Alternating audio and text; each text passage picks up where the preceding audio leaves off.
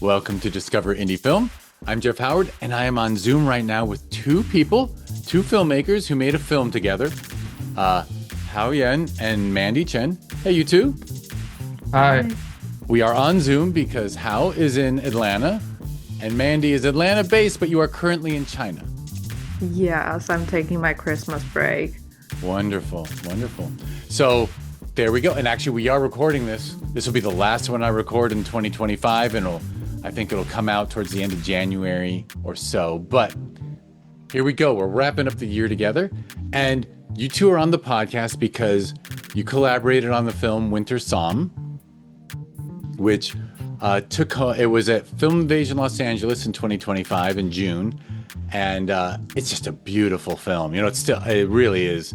I mean, I remember you had to sit through me praising it at your Q&A, but I just think it's really just such an emotionally powerful film. Like, just absolutely blows my mind.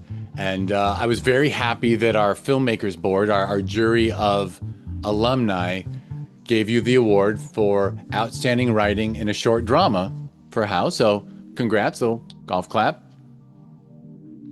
Although it's very funny, sometimes I get mad when one of my favorite films, I'm like, wait, Winter Psalm's only getting one award? What about cast? What about this? Like, your lead is amazing. Like, you know what I mean? Like, but I should not criticize my jury because I have wonderful jurors. But anyway, so it's wonderful to get to know you better. I assume, and by the way, at Film Invasion Los Angeles in June, we got to show, we were your world premiere.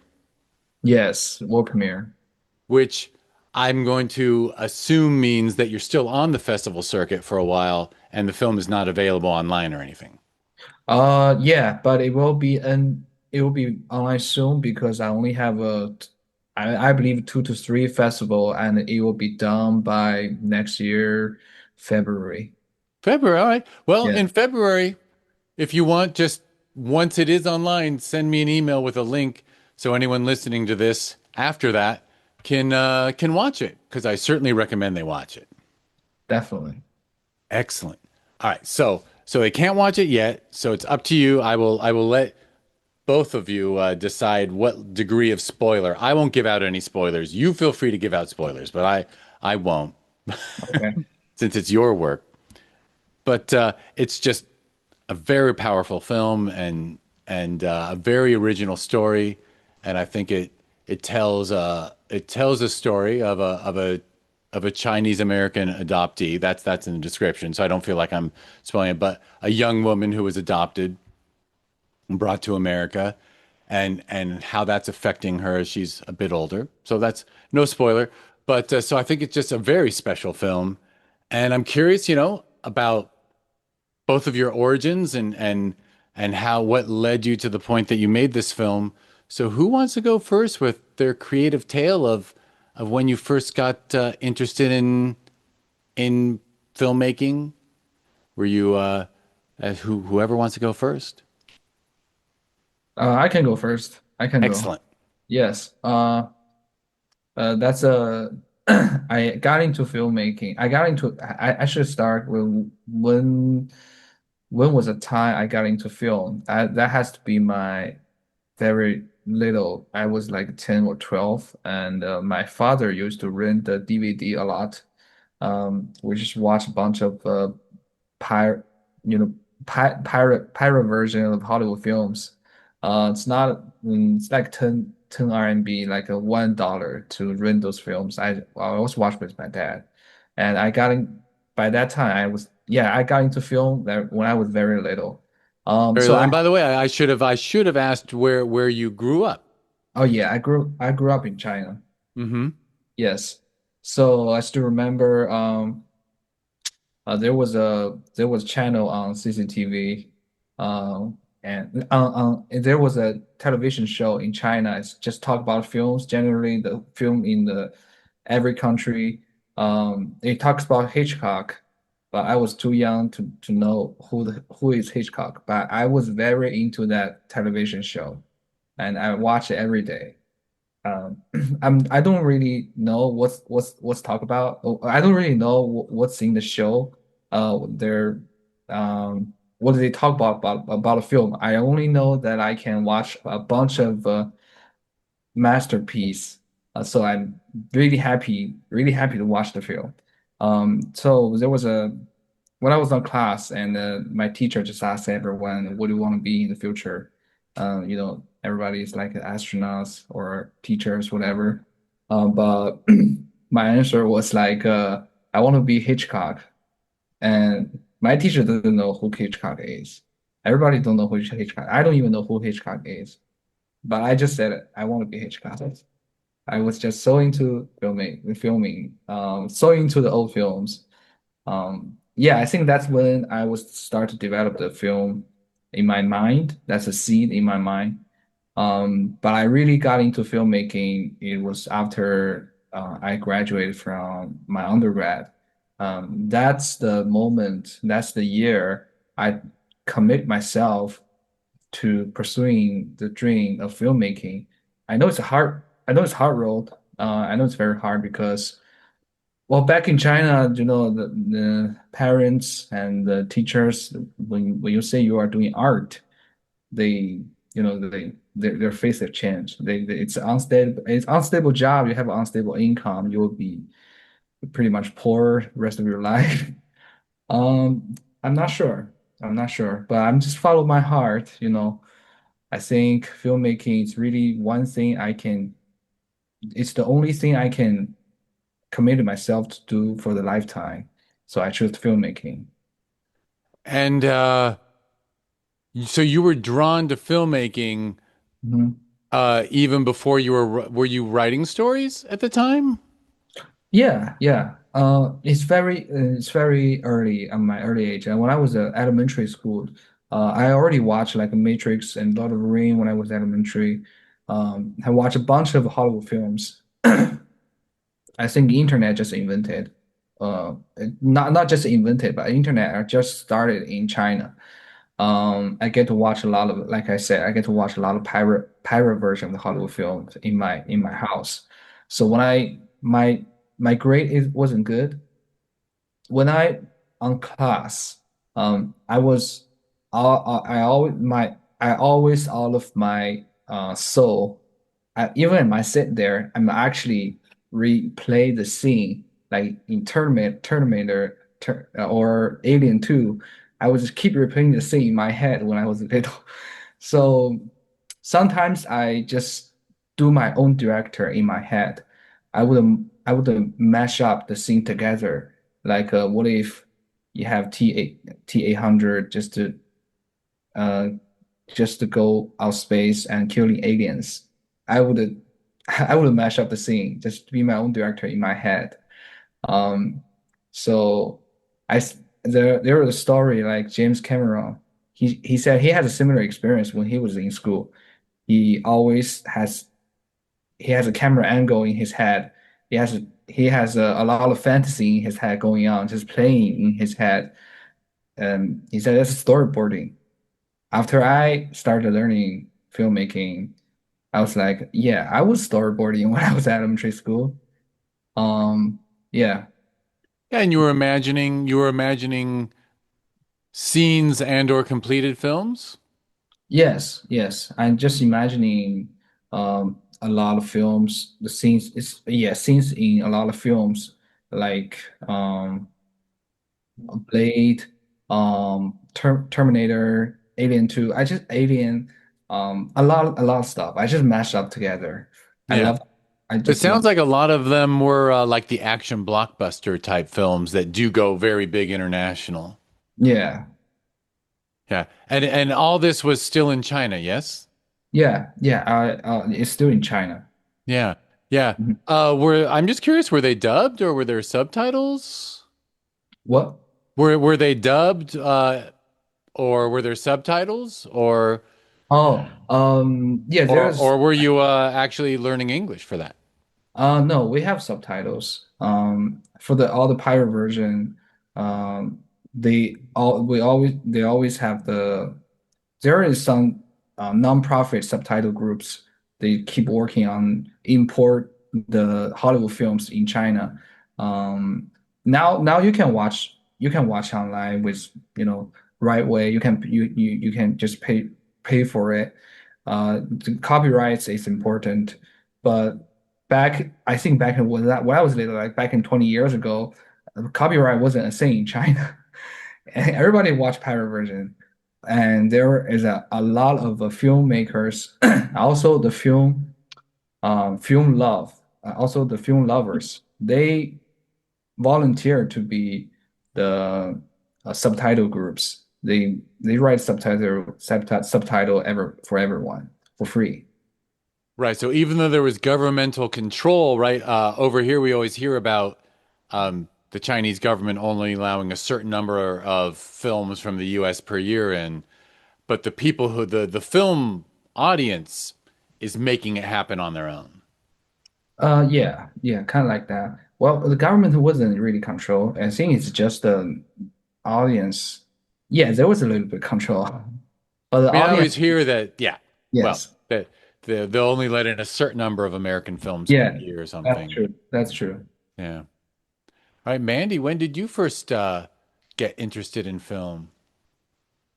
Actually, I love watching films when I growing up, but I never thought I'm going to do anything uh like filmmaking before my 20, because I feel like that's the filmmaking is kind of like dream building, and I feel like it's really far away from my life.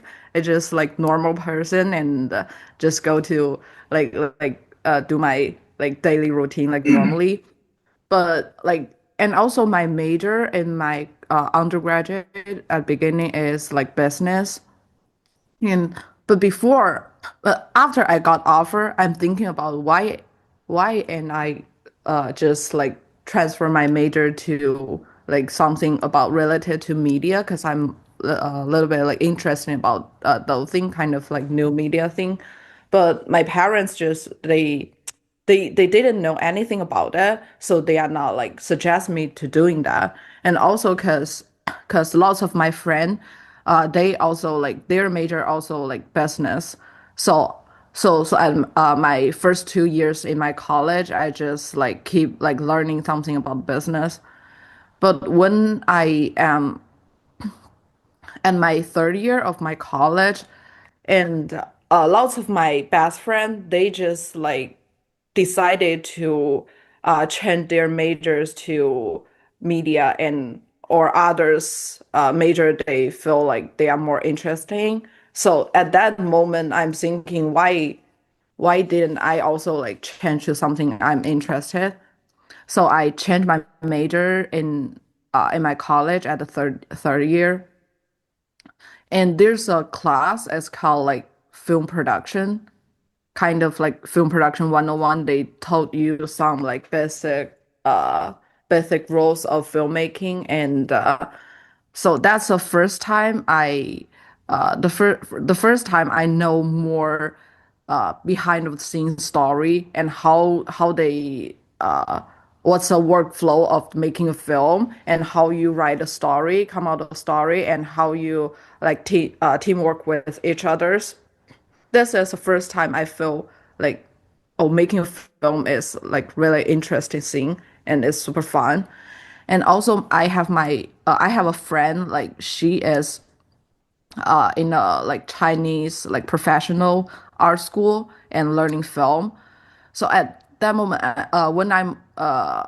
when I'm taking my summer break in China, she got a like school project, like at end of the school project. So she invited me to her set. And that's the first time I also know like how like filmmaking in how the filmmaking process in China.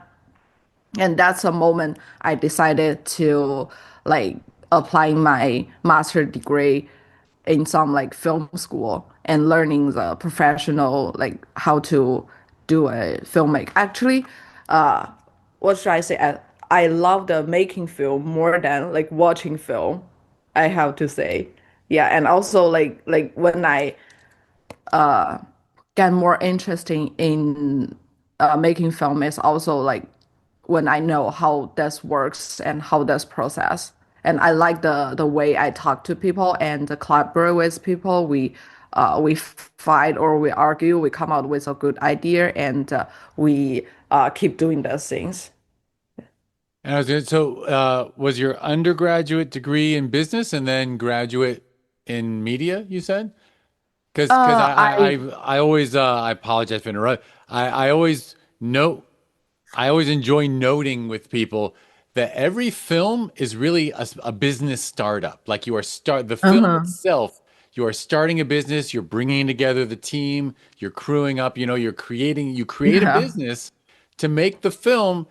And unlike starting a business, like a candy shop that you put in all the work, you put in all the work into a film and then it ends. So, so Mhm. you need that business startup skill for sure to be a film producer. Yeah, yeah. It's also like helped me a lot, I have to say. Yeah. Yeah, your So business actually, background. yeah. So my first year of my undergraduate is business. Then I transferred to like media and information Hmm. for my like rest years in college, and then I applying for the like professional like film school when I'm in my master degree. Oh, interesting. Excellent. Ooh. Right. So, and when did you two meet? We're to meet at 3 years ago. We're getting into the same grad school. It's Savannah College Art and Design in Atlanta. So we all went to school there. That's where we meet. Yeah. Oh, so you both ended up in Atlanta for Yes. graduate school. Yes. Yeah. Oh, very cool. Because I was actually honestly wondering what drew you to Atlanta first over my hometown of Los Angeles. But but I'm sure it's a very good school. Uh, yes, it's pretty intense. You have so many projects needs to be done in a year. Um, in, Yeah. I believe you have a 3 to 5 project needs to be done every quarter, and you have a infinite set you need to be on just to help others, then you can make sure they will help you on your film on your production. It's just very exhausting when we were in school. Pretty much Yeah. no weekend, pretty much no weekend. Yeah, And because it's a very practical. It's a hands-on practical Uh, making films. so You're many, not sitting in classrooms all day learning film theory, although I'm sure there's some of that. But it yeah, sounds like there was quite a lot of production. yes, yes, yes, because we only have like 10 weeks per quarter. And remember, there's one classes we have to like two people in a group, and you two have to make like four short films in one quarter. yes, Wow. And is a Like within quarter only 10. like 10 weeks, 10 to 12 weeks? Yes. Yes. Four films in 10 weeks? yeah, Yeah, actually it should be like 9 weeks because the very end weeks that it doesn't count. yeah. Right. By Yeah, then you so have to we do a have final. to. Yeah, we have to start with the like story writing and then like pre-production and then film it and then edit it. If you collaborated together, did it count for everyone? Like, Some or did class. each person have to have their own film every 2 weeks or so? That depends on class. Some of the class, like Yeah. you said, it counts, but there are pretty strict professors. They will ask you strictly. You have to be solely director, and you have to have your own film for the whole quarter, and then you have to work your way out. Yes, but it's very good to have so much student film experience because I have to say 4 years ago. I don't know what Slate is. Uh, I didn't even know what Slate is, but now I think at least for short film, I pretty much know. I know pretty well. So, Well, I would say based upon Winter Psalm that you certainly learned quite a bit in the program, and it does that is really a wonderful program to hear about because, I mean, one of the most important things, right, is before we started recording, I joked about some film mistakes that I see because you both have joined our alumni jury, so we were talking about jury stuff, and obviously when you're making that many films, you start learning what not to do. yeah. Yeah. and Mhm. watching your work and your peers' work really you really get rid of a lot of the mistakes early. Yes. Uh, it so true. We learned so many mistakes, and actually, we have a lot of friends, common friends. I have been to this Winter Song is also my thesis film, and I have been on other friends' thesis film, and Mandy told me like my film is built upon the other thesis film, dying thesis film, because I learned everybody's mistake. Uh, that makes my film, well, have better grades on film festivals than the others. But that's true. When you see a bunch of student films and a bunch of when you be on when you when you witnesses your friends struggling from pre-production to post-production with all sorts of difficulty, money, and your budget, it doesn't match with your vision, all kind of problems. I have go through every a lot of times in my head. So yes, I learn a lot. I learn a lot from my peers and friends. Yeah. And Mandy, was your focus on producing I or yeah, were you I'm directing stuff too? yeah, I directing as well. Like uh like I it's just hard for like people like hiring director to do something. So yeah. But I also enjoying like producing because that's kind of like problem solver. Like you facing problem and you solve it, and every time you facing like different like difficulties, it's not all the same. And also when you making like different content of the film, different topic, you need to like facing like different challenging. It's super fun. Yeah. Yeah. Well, if problem solving is fun to you, then film is the place. Yeah, yeah, yeah. There's nothing but problems, right? And Indeed. then Yeah. and then you work them And out.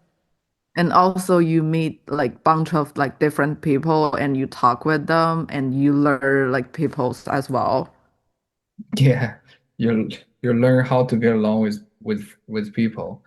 I mean, from on film production, you think you know this person pretty well, but under the stress in film production, on film sets, everybody you will see whole new face of him.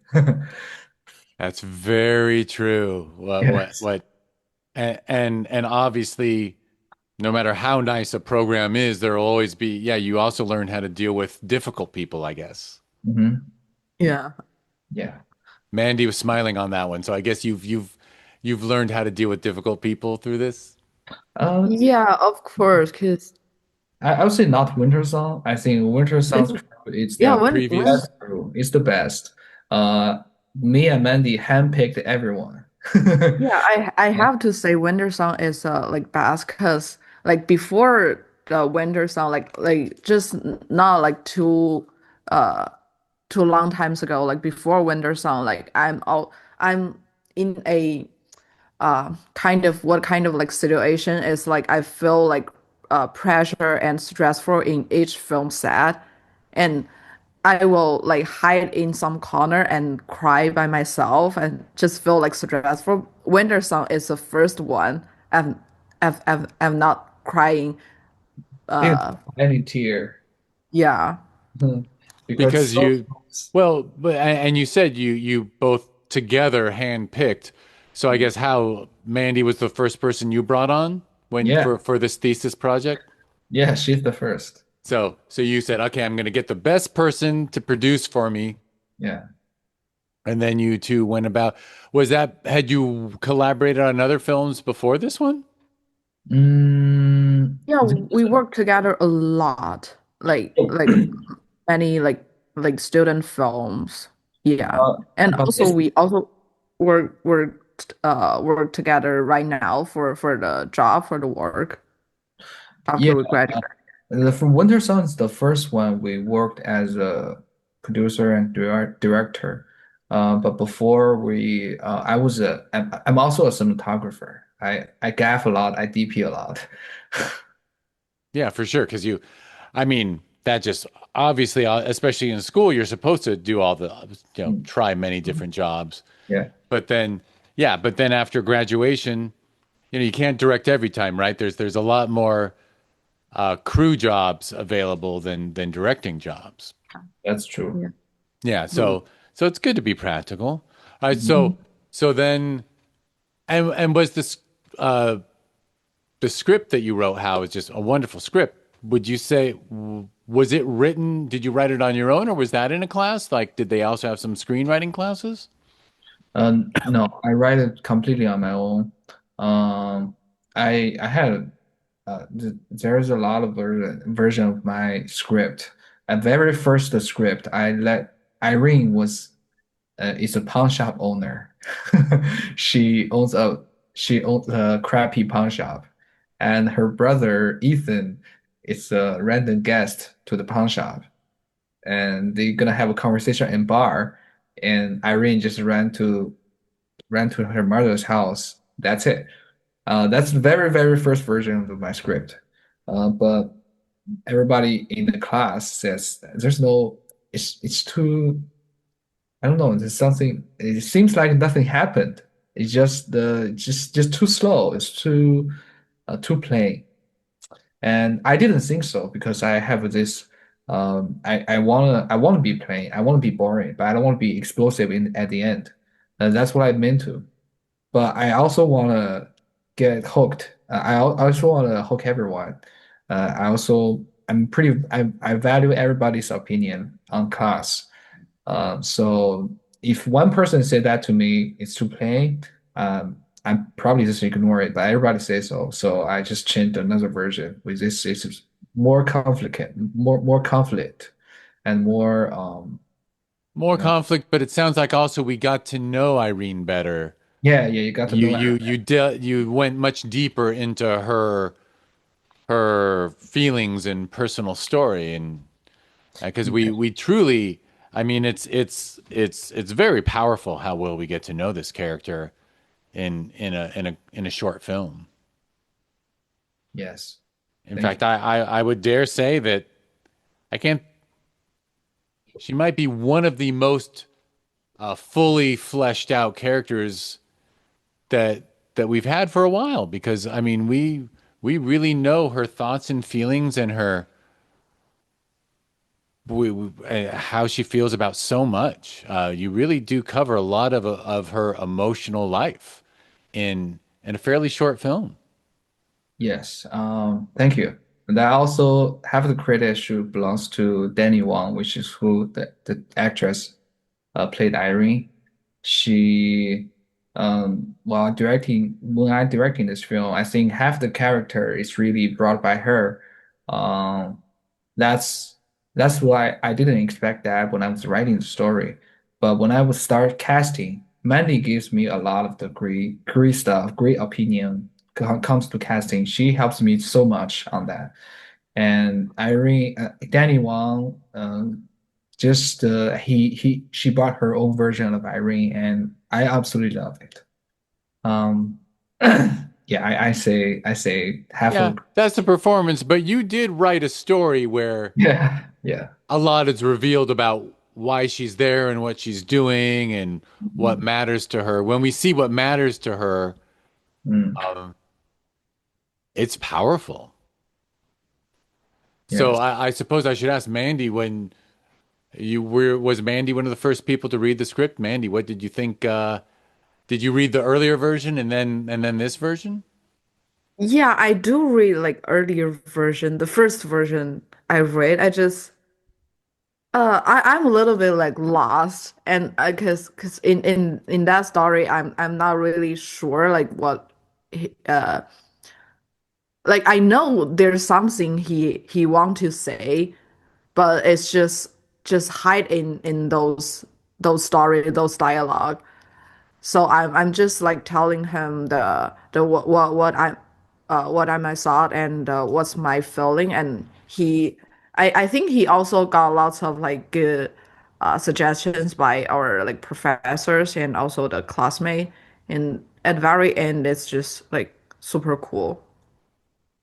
I like the story at very end, and I also got like there's one conversation between us as talk when we're talking about the story, and I feel like really touched. It's really moved, and I also cried when I read when I read his script. Yeah. So, because I believe I was honest with you at the theater. I cry. Every time I've watched the film, I've cried at the end. And I love hearing that you cried when you read it. Yeah, I think she argued with me or something. You think When we Irene? talk about Yeah, the Irene, the character, yeah, it's a like character.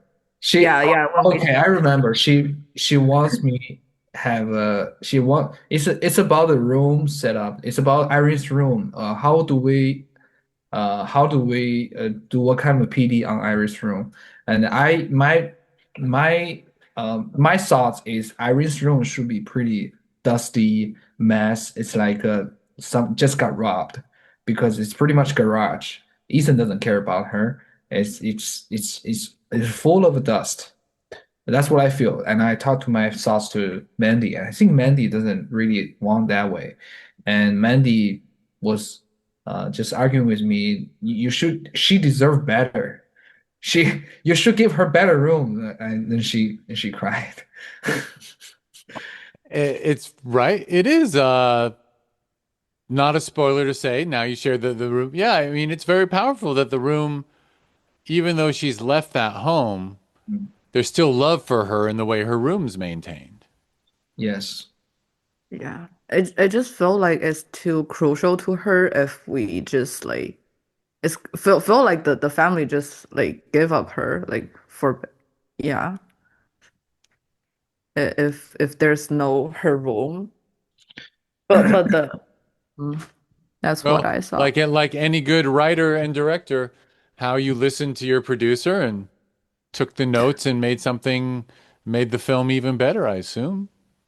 Yes. Mandy gives me a lot of constructive opinions. It's very, very good.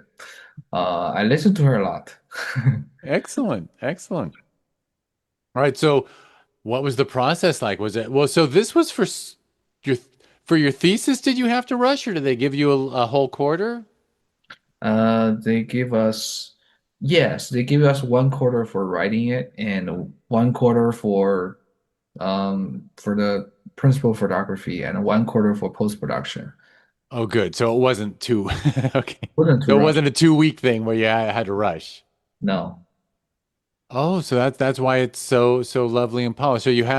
So when you collaborated, you were basically collaborating for a whole school year. Yes. Oh, Mandy, that's quite the commitment. But did you both work on more than one thesis, collaborating with classmates? Yeah, yes, a lot. We have worked on a lot of thesis film, and also some projects outside of school. Um, I think when I would admit, I think in Scat Atlanta, there are not much like-minded friends, and trustworthy filmmakers like Mandy.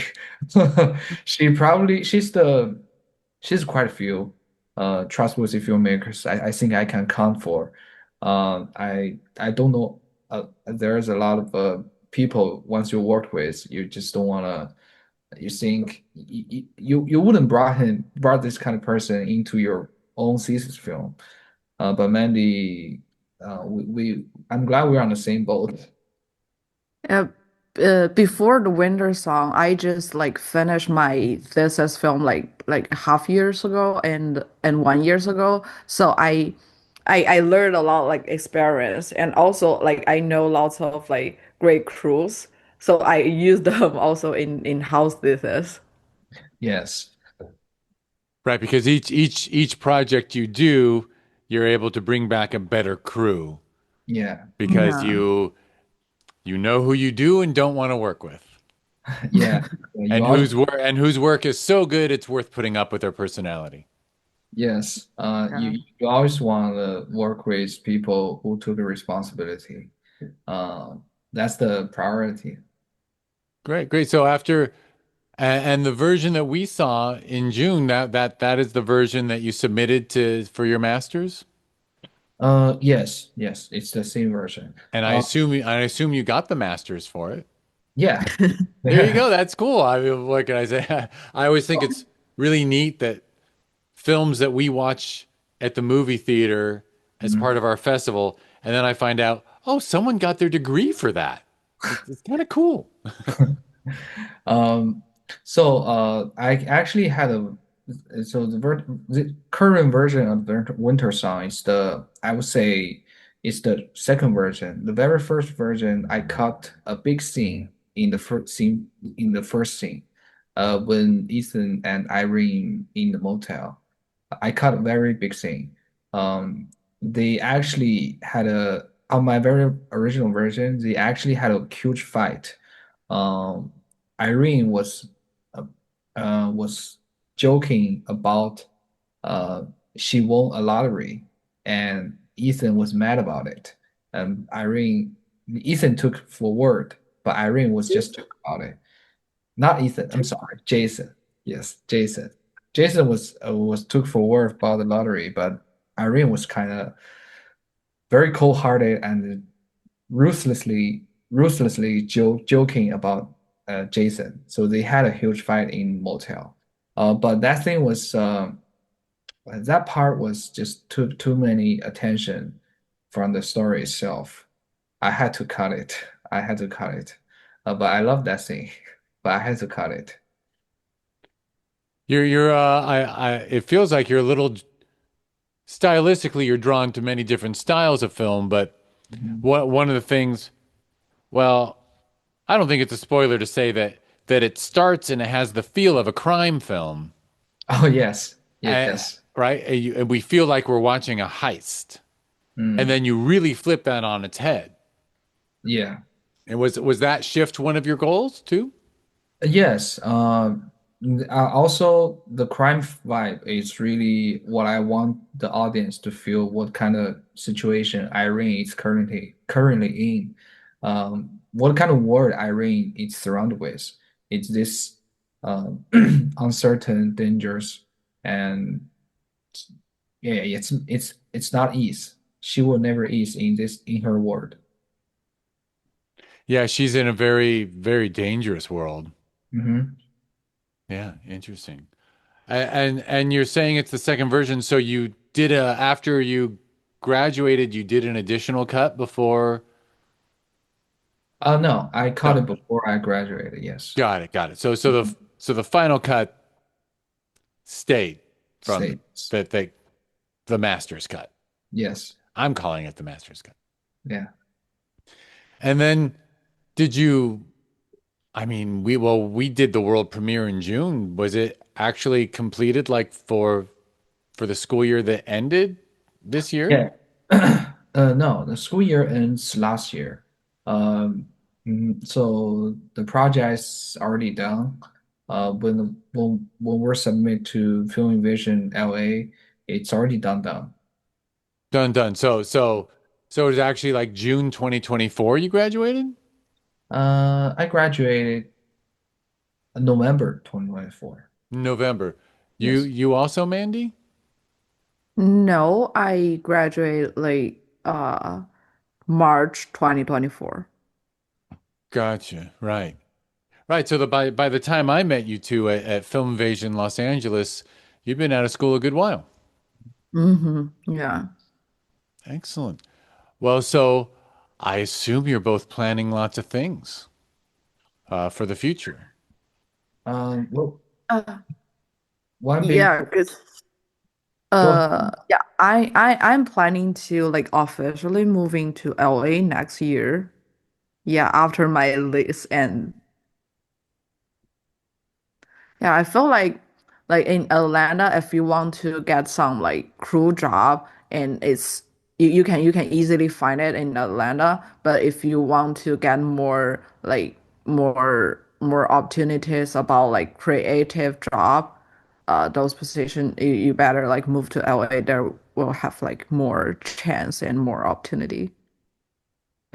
Yes, it's I think LA just has it has everybody says that filmmaking LA is dying, whatever, but I think the base is still there, the people are still there. There are a lot of like-minded indie filmmakers. The community is still there. It's much bigger than Atlanta. We're here. We can find jobs doing for me, I can doing DP works. For Mandy, she can do first AD works. Um, but it's pretty. I feel it's pretty limited in Atlanta. It's pretty stricted. You don't get to know a lot of people wants to talk about actual indie filmmaking, how to practically how to make this film from script to big screens. But I believe in LA, there are a lot of person can do that. They're just a lot of like-minded friends, so we can learn from each other. So Yeah, I'm not. sounds like you have a similar plan to move. Yeah, yeah, sure. Yes. Well, that's cool. That's cool.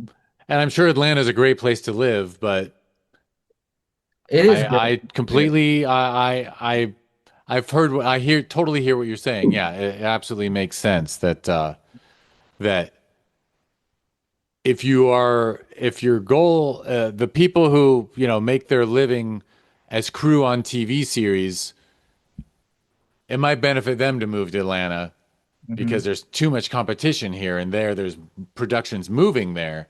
But That's yeah, true. if you want to be more on the creative end and on the business end of film, it really is Los Angeles still. And Yeah. everyone talks about how bad things are here, but we're Yeah. still chugging Yeah. along, making a lot of stuff. Yes. Excellent. And more scripts. Are you Mandy, I didn't ask if I mean I know you've directed. Do you also write? Yes, yes. Um I'm yeah, also right, cause I feel like uh yeah, how would I say? I feel like I got a like kind of I feel like I have a mission like this on my shoulder. I feel like if I have chance to like being a director and telling people some story, I want to like say something like uh for those for those people or those story I want to say. I feel like because I feel like I got chance to speak for lots of people, especially women. So I for current stage, I'm more focusing on writing the lots of female story, like woman story, like talk speak for them, kind of those things. Excellent, Yeah. excellent. So you're both working on scripts and working in the Atlanta area with plans to move to LA. And you do plan to collaborate again? Uh, Yeah, absolutely. for for my next films, yes, I'm still planning bringing Mandy as my Oh, producer. Hmm. Excellent. I'm still thinking what job for you. Well, you could if you have something else, you could always pull Hao in as your cinematographer.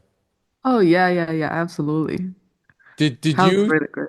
did you shoot Winter Song or because it was school you were able to have someone else do it? I asked my friend. He was in Chapman. Uh, I asked her to flew to Atlanta to shoot the winter sun for me. Oh wow, because yeah, it was beautifully shot. Mhm. Wonderful. Yeah, he's super good. Yeah, DP. it really looks. I admit, I mean, look, I realize a lot of film school films, especially graduate film school films, do look completely professional. But if you had told me that, you graduated 5 years ago and Winter Song was made completely by professionals, I would believe you because I think it's just a very beautiful, polished, well-produced film. There's nothing about it that looks or feels student to me. And Thank you. I Thank realize I just used the word student as a little derogatory, but you know what I mean. Yeah, yeah. Luckily, in Winter Song, when we're filming Winter Song, there was a huge rain and also foggy all the time. It's just perfect for the vibe, perfect for the scene. I'm very lucky to catch the weather. For sure, yeah, it does. It adds that dreariness and that it Yes. adds to your emotional weight. Hmm. Excellent. Well, okay, so anything else either of you want to add, or I know you obviously there isn't another film planned yet, Hmm. Mhm. Not planned yet, no. but throwing scripts around, sharing, reading each other's work a little bit. Oh yeah, Not yet. not yet. But we communicate about our ideas a lot. Yeah. We Uh, talk about ideas, and yeah, I'm still working on the like script writing. It's hard. Mandy, remember you mentioned you want to bring the production to China, right? Your this script. It probably, yeah. I think it will film in China, but like your script is like still like in a it's really rough. Okay. Yeah, I'm also hopefully I can start filming next year. Um, Definitely, I think definitely I will get this done next year, really. I can't wait to be directing again. Excellent. Yeah, I know it's wonderful to it's always fun, and then if you do it well, that makes it even more fun, I assume, to look at the work and be proud of it. Yes. Excellent. All right. Well, is there social media or website for the film or for either of you, either of your the work you both do? I guess we can leave our social medias. Um, Yeah, actually, maybe I even have that. No, I don't think I have that. Sorry. Uh, I think Winterthon also got a yeah, like I do have a Instagram page about Winter Song, but just follow my yeah. Instagram. It's under my bio. Perfect. All right. Uh, well, that being said, then I will wrap up this podcast. So first off, thank you, Mandy. Thank you, Hal. Thank you both for doing this. Uh, Thank you. I encourage everyone, if and when in the show notes there's a link to watch Winter Song, make sure you watch this film. It's a beautiful film. And if it doesn't make you cry, you and I can't be friends. I only Um, want to be friends with people who cry at films this good. can I ask when this podcast will be online? Actually, yeah. I could. This will, and I believe this will be episode number 642. The release is on January 26th. January 26th. Okay. But I will send the link before that day. So you can also copy paste the link under the podcast so Oh, everybody can great, great. everybody. So how's the link will be in the show notes. Mhm. Where however you're listening to us, there will be a link in the show notes, as well as some other links, including links for, well, first for the podcast, if you want to learn more about this podcast, where we talk to filmmakers on the festival circuit, just go to discoverindiefilm.com. On social media, it's always at DIFwins.